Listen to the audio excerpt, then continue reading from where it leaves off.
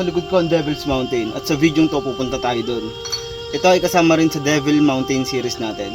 Sasama tayo sa mga lokal dito para manghunting ng anumang pwede nilang mahunt doon. Tayo are more on exploration lang. And tingnan natin kung ano pang pwede natin makita doon, maramdaman natin or ma-experience natin. So tara!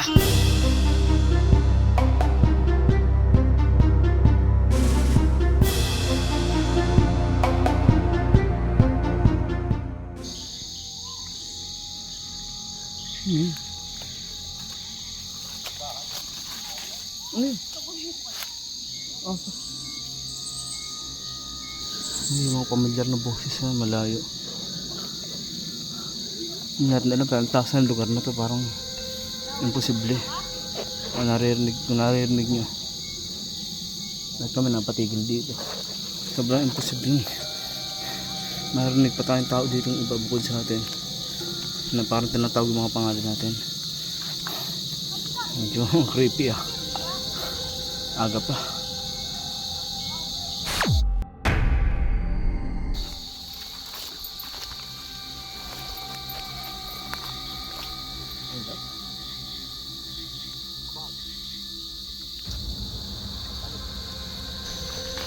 Halos isa't kalahating oras na kami naglalakad dito. Bunga ng pagod at init, tinamaan na ako ng lagnat.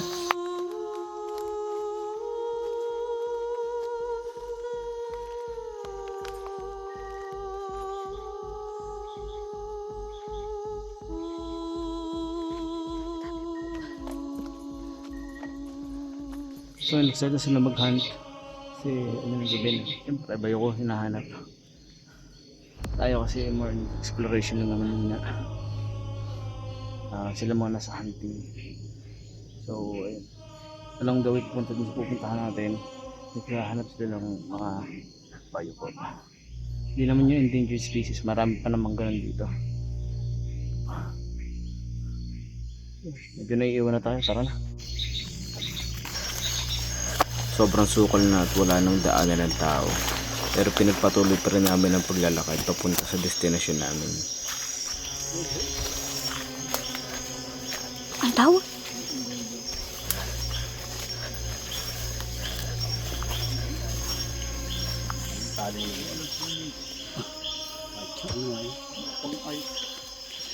Dali ang bagyo ay tag.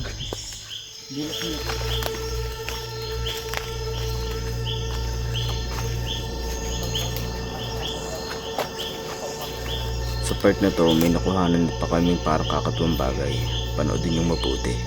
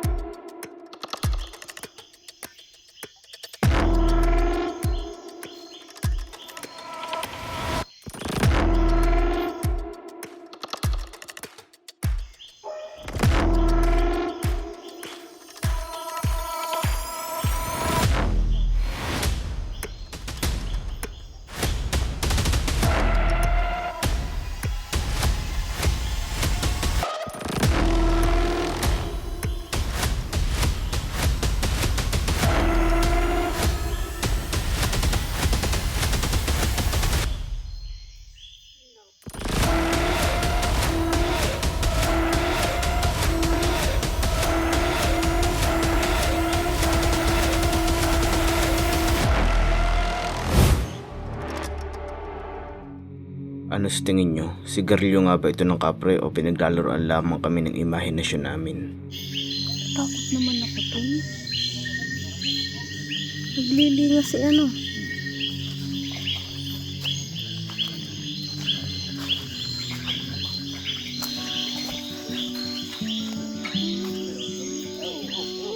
May nakuhanan pa kaming magandang ibon at hindi kami pamilyar kung anong klase ito.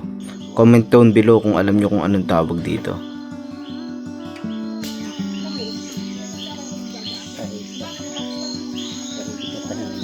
Hindi ka na rin, pwede mo. Hindi atlot lang. Papanggap siya. At hindi nakin po. Ayan. Nakatingin. Takot ka naman. Kala ko baboy ramo. Chuchu. Hindi mo Kulay itim eh. Kaya po. At pinagpatuloy na nga namin ang paglalakad sa masukal na gubat na ito. At maya-maya pa, Nakakuha na sila ng isa. Tapos may sungay na. ito na, dito na mga parame. Ito? Oh, timbok yun. Oh, ang lalim pala nun, Tatay Orlon. Baka kayo napagka. Tabi-tabi po. Hindi, babo pa yan. Hindi na kapupunta tayo. Lalo nga pala rin po. Tabi-tabi po. May kingi po kami ng madaming bayuko. Ang ulam lang po namin bukas sa umaga. Kasi bilog pala ako. Ang unang yun. Ano ba ganyan, Tatay Orlon? Wago. Wago. Sabi nga nung aking dalawa isip ko. Wago. Parang wala nang laman. Ang lawa. Oo, ito na. Hindi mo kang dito. Wala naman naghahunting ata din eh. Hindi ko naman sabi siya.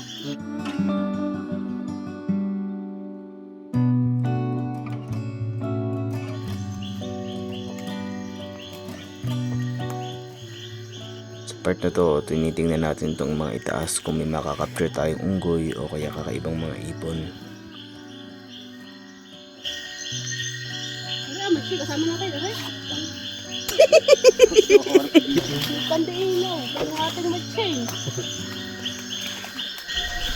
Ang hirap na ng daan, ang liit na, isang tao na lang ang kasya. Isang maling daga mo, St. Peter ang pupulot sa'yo. Na mababaw pa daw yun. Ibig sabihin, may mas malalalim pa tayo madadaanan.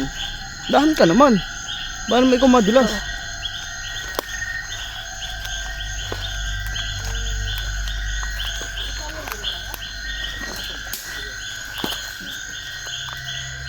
Tabi-tabi po. Baby, magtabi-tabi ka. Sabi po, Ang baya ko. ang laking bato na rin. Tabi-tabi ka. Sabi po. Tabi-tabi po. Yan, sa ganito mang gubat, mag-ingat kayo. Si Mrs. napatikit ko sa isang halaman ng ate. Ito, kaushi po. Baka naman. Ingat di. Alin halaman yun? Alin? Baka minsan. Yung mataas na yan? Yan. Yun. Malaman kung gaano kadilim dito. 6:20 pa lang. Sobrang dilim na. Okay, papatay natin yung ilaw.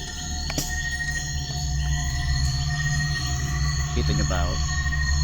Ganyang kadilim dito. Sobrang dilim. Nakakatakot mawala dito.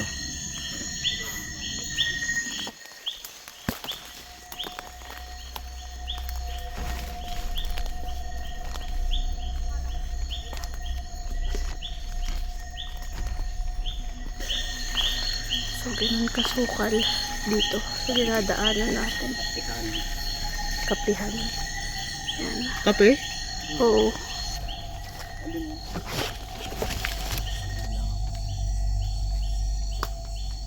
Lakas. Puro na.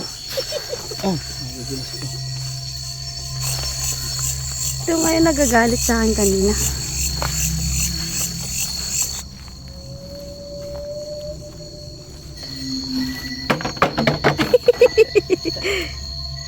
Tulas ng daan. Ang tulas.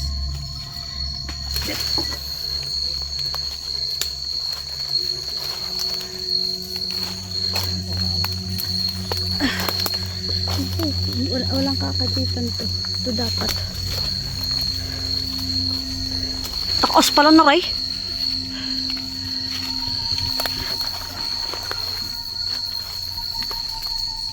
Napakapilin. Ano ba yung ari? Bakit sa bato? Kumapit ka sa bato. Aray ko.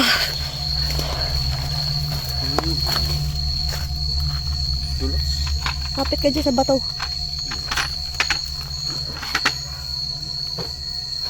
Mahugot ang itak, mga dalit ha. Ba't ano meron? Sabi ko, Tabi-tabi po. Tabi-tabi po. yung bayo ko.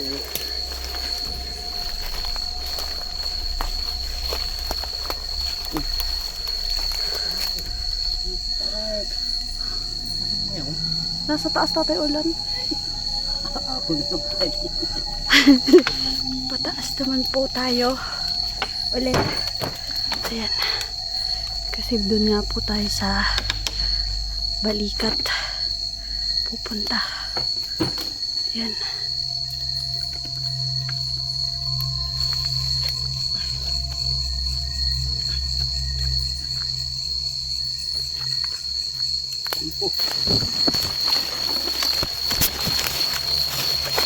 May baging. Oh. Oh. Oo. Mukhang dala ng baha yun ah. Aray.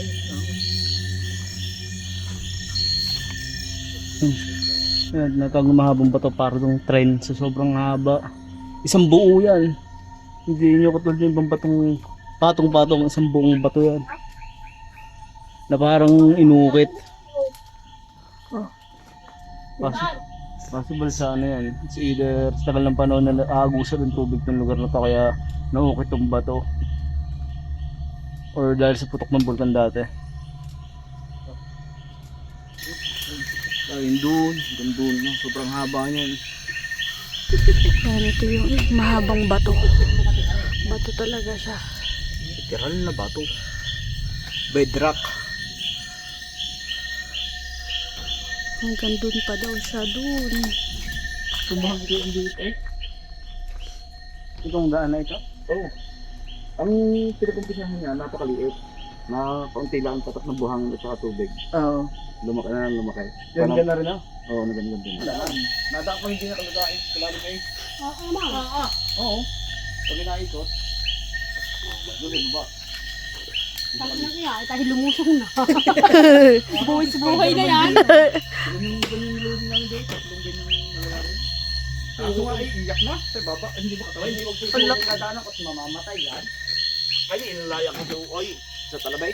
Nasaradulas na nga. Ang dami. Kala namin laglag. Sa Tate Orlan, dami na din. Hindi natin hinuhuli yung ganito. Kaya natin dumami. Bayo ko naman, walang babae at lalaki. Alam mo ko tawag dun. Bago lang ba? Galing sa taas. Nahulog.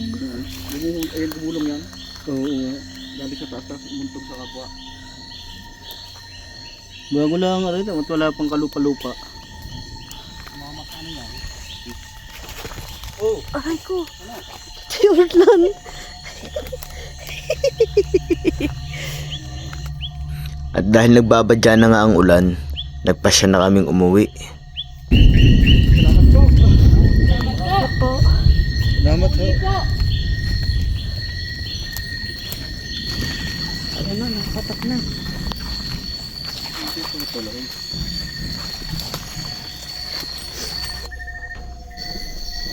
So guys, dito na tayo sa Orsada, pauwi na tayo.